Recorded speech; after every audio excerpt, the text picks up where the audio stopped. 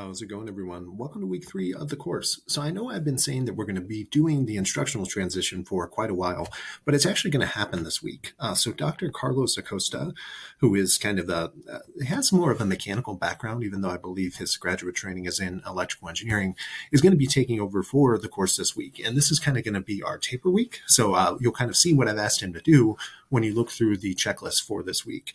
So after watching the video, the first thing that I'd like you to do is to download the lecture 4 file, which is called Intro to AutoCAD Part 2. Now, as I mentioned over here in the notes, this was originally supposed to be posted last week. But what happened is I thought that the best layout I had for material kind of introducing AutoCAD was based upon a textbook that we used last spring. So we transitioned to the new textbook that many of you have now. We'll see when we do the discussion board this fall.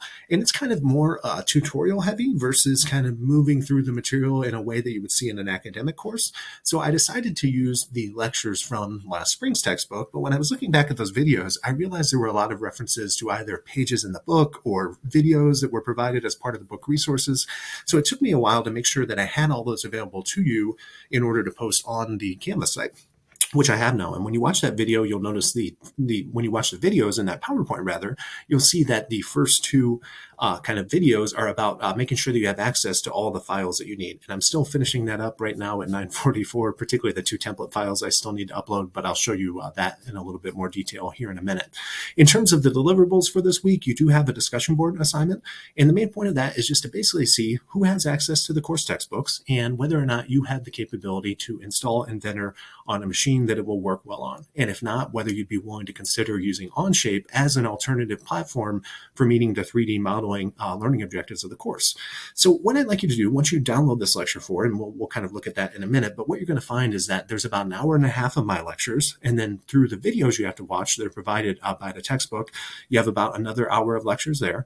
And then using the scans of the tutorials from the textbook, which are basically just like a sheet you're going to read that's going to be a step-by-step instruction of how to show that you have competency on some basic AutoCAD skills, those are going to take you some time as well. So that's really a bear of a lecture to get through. So I don't want to overwhelm you with lecture material this week. We'll talk about how you're going to do your deliverables here in a minute once we actually pull up those slides. So beyond the discussion board, which will be due on Sunday evening, you're going to be working on those tutorials which are integrated within the lecture. And as I've mentioned here on the notes side of things, just do them step by step. Be sure that you're saving any files that they ask you to save as part of the tutorials, because I am going to post a new assignment by midweek that actually asks you to turn in some artifacts from those tutorials just to make sure that everyone completed them. They're probably going to be the actual drawing files, the .dwg files, but as long as you're following through the tutorials step by step and saving those files, you're going to be fine when that actually assignment posts. So you can kind of think about that as being, if you were to be taking this class in person, you'd have about 2 hours of lecture a week and then 2 hours of lab a week. So you can kind of view those tutorials that you're doing as the first part of your lab. In addition, we will have another lecture posting this week, Intro to AutoCAD Part 3. That is also going to be based on the old textbook until we get kind of an understanding of where everyone is at with access to the current textbook. So just like this time, I'll post scans and videos and so on, anything you need.